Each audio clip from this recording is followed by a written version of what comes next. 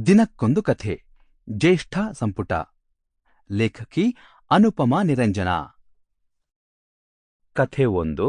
ಜಾಣ ಬೆಕ್ಕು. ಒಂದಾನೊಂದು ಕಾಲದಲ್ಲಿ ಒಬ್ಬ ರೈತನಿದ್ದ. ಅವನಿಗೆ 3 ಜನ ಗಂಡು ಮಕ್ಕಳಿದ್ರು. ರೈತ ಸಾಯೋವಾಗ ಅವನ ಆಸ್ತಿಯಾಗಿ 1 ಎಕರೆ ಭೂಮಿ, 1 ಕತ್ತೆ ಮತ್ತು 1 ಬೆಕ್ಕು ಮಾತ್ರ ಇದ್ವು. ತಂದೆಯ ತರುವಾಯ ದೊಡ್ಡವನಿಗೆ ಭೂಮಿ ಸಿಕ್ತು, 2ನೇವನಿಗೆ ಕತ್ತೆಯೂ, 3ನೇವನಿಗೆ ಬೆಕ್ಕೂ ಸಿಕ್ಕಿದ್ವು. ದೊಡ್ಡವರು ತಮ್ಮ ಪಾಲಿಗೆ ಬಂದ ಆಸ್ತಿಯನ್ನ ಕಂಡು ಸಂತೋಷವಾಗಿದ್ದಾಗ ಕಿರಿಯವನು ಸಪ್ಪೆ ಮೊರ ಹಾಕೊಂಡು ಕುಳಿತಿದ್ನು.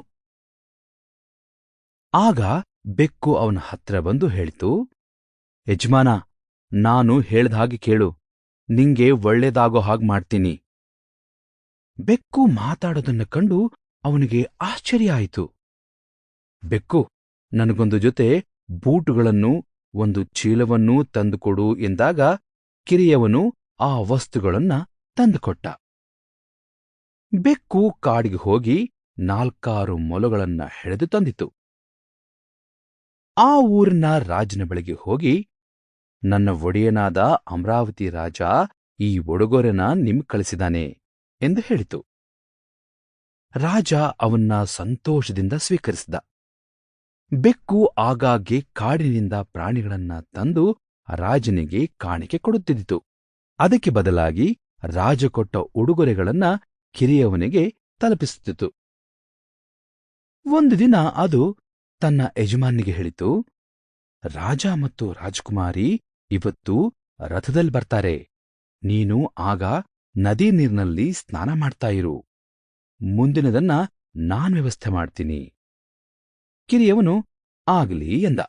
ರಾಜ ಮತ್ತು ರಾಜಕುಮಾರಿಯ ರಥ ಕಂಡೊಡನೆ ಬೆಕ್ಕು ದಾರಿಗಡ್ಡಲಾಗಿ ಹೋಗಿ, ರಾಜ, ನನ್ನ ಯಜಮಾನನಾದ ಅಮರಾವತಿ ರಾಜನನ್ನು ಯಾರೋ ಕಳ್ರು ದೋಚಿ ನದಿಲ್ ಹಾಕಿದ್ದಾರೆ. ದಯವಿಟ್ಟು ಅವನನ್ನ ಉಳಿಸಿ ಎಂದು ಕೂಗಿಕೊಂಡಿತು.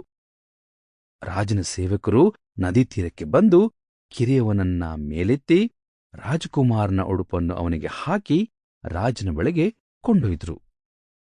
ರಾಜ ಅವನ ರೂಪಿಗೆ ಮನಸೋತು ತಮ್ಮ ಜೊತೆಯಲ್ಲೇ ರಥದಲ್ಲಿ ಕೂಡಿಸಿಕೊಂಡನು. ಬೆಕ್ಕು ಮುಂದಾಗಿ ಓಡುತ್ತಾ ಭತ್ತದ ತೆನೆಗಳಿದ್ದ ದೊಡ್ಡ ಗದ್ದೆಯ ಹತ್ತಿರ ಹೋಗಿ ಅಲ್ಲಿ ಕೆಲಸ ಮಾಡುತ್ತಿದ್ದವರಿಗೆ ಹೇಳಿತು, ರಾಜ ಈ ಕಡೆ ಬರ್ತಿದ್ದಾನೆ. ಈ ಗದ್ದೆ ಯಾರದು ಅಂತ ಅವನ್ನ ಕೇಳಿದ್ರೆ ಅಮರಾವತಿ ರಾಜನದು ಅಂತ ಹೇಳಿ, ಇಲ್ದಿದ್ರೆ ನಿಮ್ ತಲೆ ಕತ್ತರಿಸಿ ಹಾಕ್ತೀನಿ. ರಾಜ ಹತ್ತಿರ ಬಂದು ಕೇಳಿದಾಗ ಕೆಲಸಗಾರರು ಅದೇ ರೀತಿ ಉತ್ತರ ಕೊಟ್ಟರು. ರಾಜ, ನಿಮ್ಮ ಗದ್ದೆ ಬಹಳ ಸೊಗಸಾಗಿದೆ ಎಂದು ಕಿರಿಯವನಿಗೆ ಹೇಳಿದ. ಬೆಕ್ಕು ಮತ್ತೂ ಮುಂದೆ ಹೋಗಿ ಜೋಳದ ತೆನೆಗಳಿದ್ದ ಹೊಲದ ಕೆಲಸಗಾರರಿಗೆ, ರಾಜ ಈ ಕಡೆ ಬರ್ತಿದ್ದಾನೆ. ಈ ಹೊಲ ಯಾರ್ದು ಅಂತ ಅವನು ಕೇಳಿದ್ರೆ ಅಮರಾವತಿ ರಾಜನದು ಅಂತ ಹೇಳಿ, ಇಲ್ದಿದ್ರೆ ನಿಮ್ ತಲೆ ಕತ್ತರಿಸಿ ಹಾಕ್ತೀನಿ ಎಂದು ಹೇಳಿತು. ಆ ಹೊಲವು ಕಿರಿಯವನದೇ ಎಂದು ತಿಳಿದ ರಾಜನಿಗೆ ಸಂತೋಷ ಆಯಿತು. ಇನ್ನು ಮುಂದೆ ನಡೆದು ಬೆಕ್ಕು ರಾಕ್ಷಸನೊಬ್ಬನ ಅರಮನೆ ತಲುಪಿತು. ನೇರವಾಗಿ ರಾಕ್ಷಸರಾಜನ ಬಳಿಗೆ ಹೋಗಿ ಹೇಳಿತು, ಮಹಾರಾಜ, ನಾನೊಬ್ಬ ಪ್ರಾಮಾಣಿಕ. ನಿನ್ನ ಕೀರ್ತಿಯನ್ನು ಎಲ್ಲರೂ ಹಾಡಿ ಹೊಗಳುತ್ತಾರೆ. ನಿನಗಿಷ್ಟ ಬಂದ ಆಕಾರವನ್ನು ಹೊಂದಿತ್ತೆಯಂತೆ, ನಿಜವೇ? ಅದನ್ನು ತೋರಿಸಬೇಕೇ? ಕೇಳುತ್ತಾ ರಾಕ್ಷಸ ಒಂದು ಸಿಂಹವಾದ. ಬೆಕ್ಕು ಅರಮನೆಯ ಮಾಳಿಗೆ ಹತ್ತಿ ಕುಳಿತಿತು. ರಾಕ್ಷಸರಾಜ, ನಿನ್ನ ಶಕ್ತಿಯ ಬಗ್ಗೆ ಸಂದೇಹಪಟ್ಟದ್ದಕ್ಕೆ ಕ್ಷಮಿಸು. ನೀನಿಷ್ಟು ದೊಡ್ಡ ಸಿಂಹವಾದುದರಲ್ಲಿ ಆಶ್ಚರ್ಯವೇನೂ ಇಲ್ಲ. ನೀನೊಂದು ಸಣ್ಣ ಇಲಿಯಾಗಬಲ್ಲೆಯಾ ಎಂದು ಕೇಳಿತು.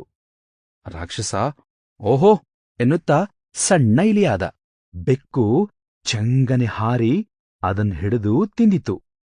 ಅನಂತರ ಹೊರಬಂದು ರಾಕ್ಷಸನ ಸೇವಕರಿಗೆ, ಕ್ರೂರಿಯಾದ ನಿಮ್ಮ ರಾಜನನ್ನು ನಾನು ಕೊಂದಿದ್ದೇನೆ. ಆದರೆ ದಯಾಮಯನಾದ ಹೊಸ ರಾಜನೊಬ್ಬ ನಿಮ್ಮನ್ನು ಪಾಲಿಸಲು ಬರ್ತಾನೆ. ಈ ಅರಮನೆ ಯಾರ್ದು ಅಂತ ಯಾರಾದರೂ ಕೇಳಿದರೆ ಅಮರಾವತಿ ರಾಜನದು ಅಂತ ಹೇಳ್ಬಿಡಿ ಎಂದಿತು. ರಾಜನ ರಥ ಆ ದಾರಿಯಾಗಿ ಬಂದಾಗ ಸೇವಕರು ಆದರದಿಂದ ಎದುರುಗೊಂಡರು. Sample complete. Ready to continue?